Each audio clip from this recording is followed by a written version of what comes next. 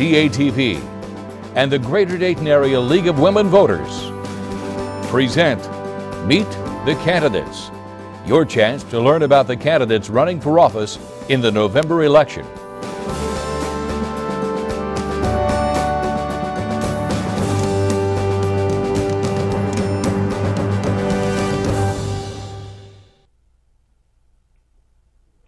Hi, I'm Patty Skilken with the League of Women Voters, and I'm here today to talk to candidates for the 41st District of State Representative. The candidates are Jim Butler and James Calhoun. Mr. Calhoun could not be here. He got tied up in court, so we're just going to be talking to Mr. Butler today. Jim, before we get started with the real interview, tell me, where is the district, the 41st District? What are the boundaries? The boundaries are Oakwood, Kettering, Centerville, the southern two-thirds of Riverside, and East Dayton and Belmont, Eastmont, and Patterson Park. Okay, that helps. The job pays $60,584, and it's a 2-year term, correct? Yes. Good. Okay, we're going to start with Mr. Butler giving you an opening statement. Jim, this is your chance to talk about your dog, your kids, your family, whatever you think the voters would like to hear about you. You have 2 minutes. Well, thank you very much, Patty, and thank you for hosting this event. I've served as state representative of the 41st House District since 2011. I'm honored to be able to do that. I currently chair the House Judiciary Committee. I'm also on the Government Accountability and Oversight Committee and the Health and Aging Committee. I've been married for 18 years to my wife Melissa, and I have 3 daughters, twins, Katie and Bella, and Amelia, who's going to be turning 8 soon. So that's one of the best things that I'm proud of. I actually grew up in Washington Courthouse, Ohio, about 60 miles down the road. I went to the U.S. Naval Academy, graduated from there, went to the University of Maryland, both degrees in history. I flew in the Navy, then I went to the University of Cincinnati for law school. I'm a business litigator at the firm of Thompson Hine here in town.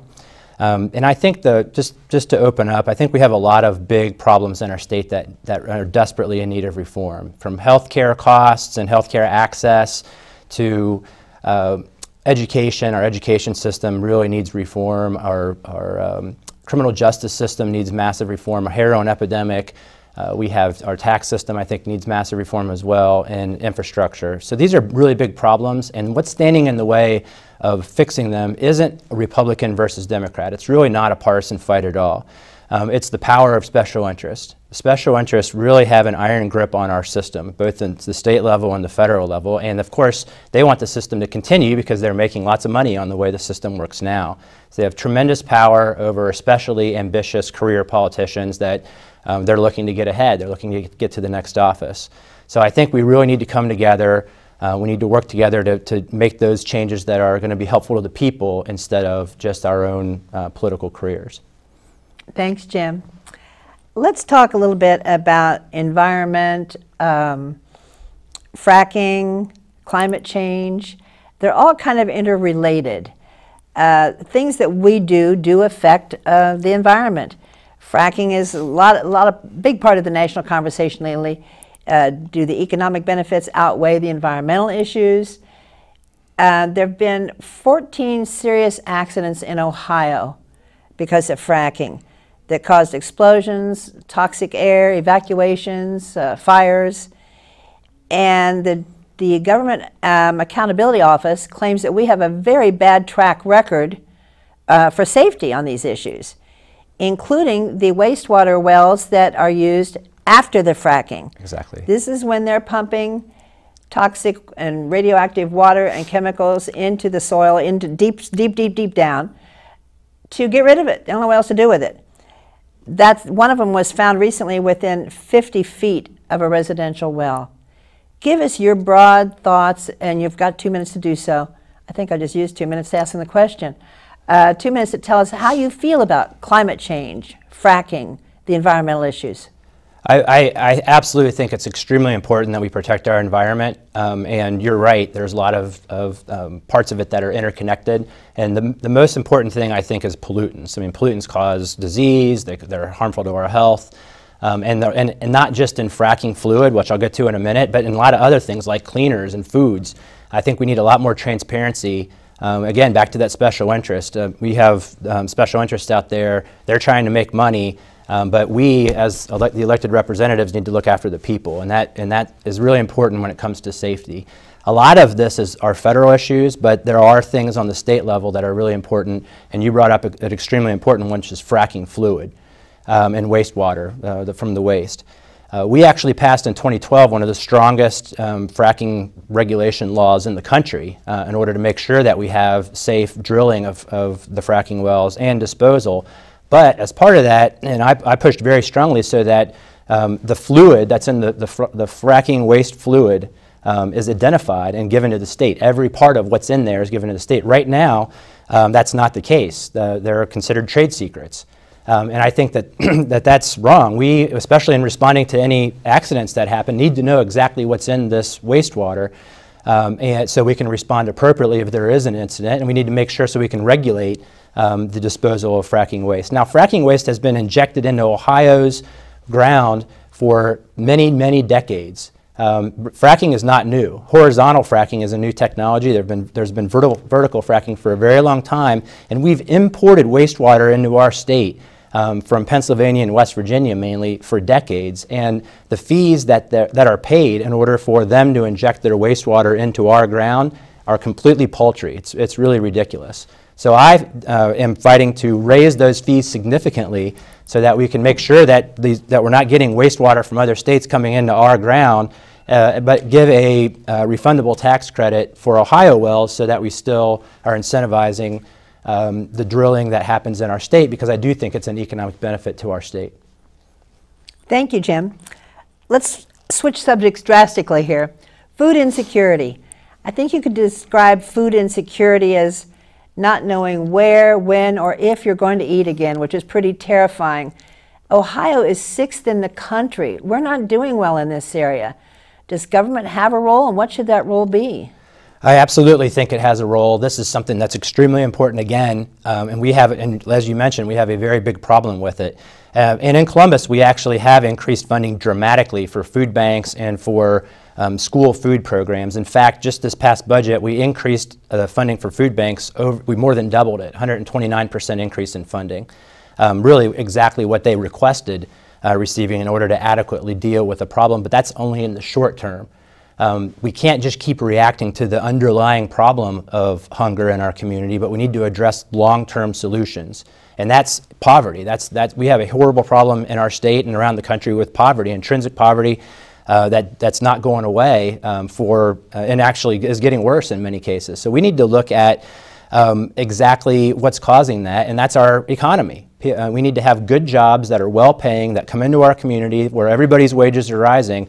And in other countries, they're able to do that. I think that's more of a federal issue with our trade policies, which I think are also very one-sided. But 300 million people in China have risen out of poverty over the past couple decades. So that's happening in China, but in our country, our average median wages have decreased. In our state, they've gone down $3,000, and now we're $4,000 below the national average. So we need to, again, come together, overcome the special interest, and work to bring jobs into our state, to making our state more competitive. That's what we got to do. Thanks, Jim. Women's reproductive health care, as access has been reduced significantly recently. There's many different versions of what's happening. I'd like to hear your version and your thoughts on that topic. Sure.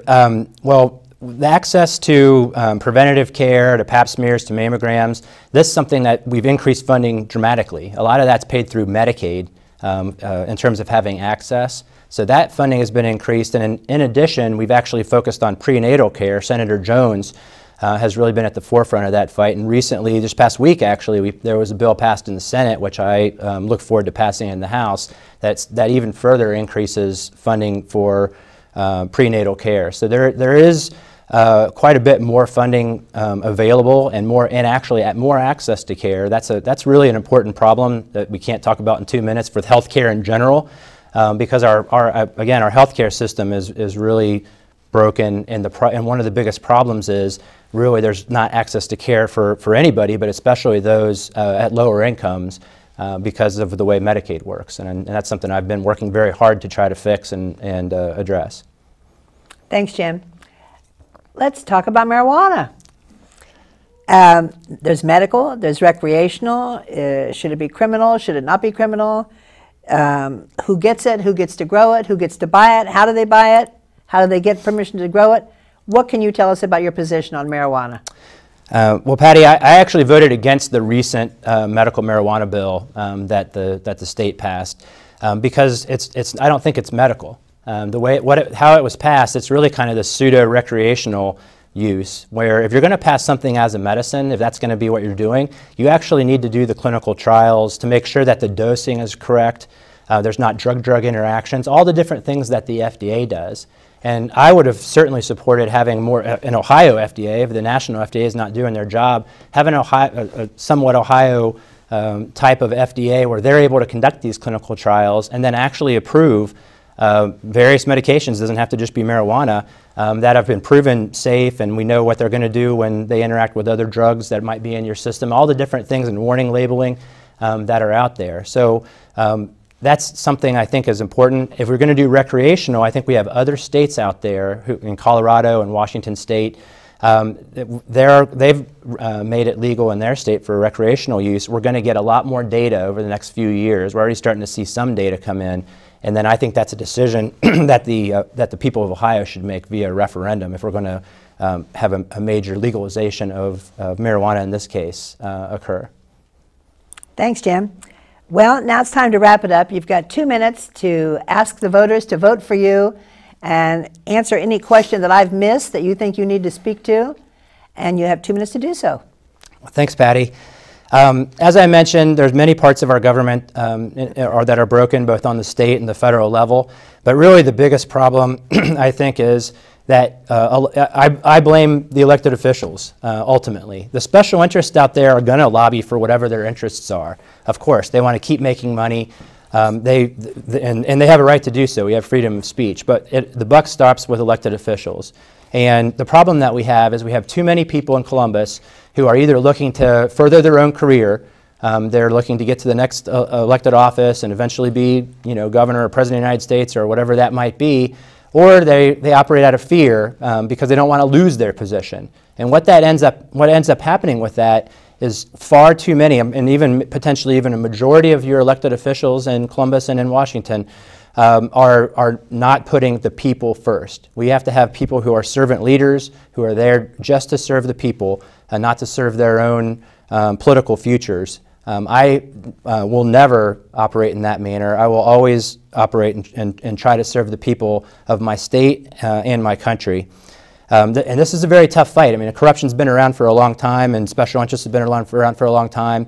But I think that we can overcome it. We've seen more and more people recognize that our system is broken, that it needs reform. And I think if we come together, both Republicans and Democrats, and demand that accountability, we can overcome the problems that we face. Thank you very much. Thanks, Jim. We've been talking to Jim Butler today. His opponent could not be here. This is my chance to do a little plug for the League of Women Voters. We are a nonpartisan organization. We never ever support or oppose a candidate or a political party. I want to remind you all that our world-famous Voters Guide, published in English and in Spanish, one of the few leagues who does it that way, will be available and being distributed the week of October 10th. October 12th is when early voting begins at the Board of Elections. And don't forget to vote November 8th. Thank you for being with us today.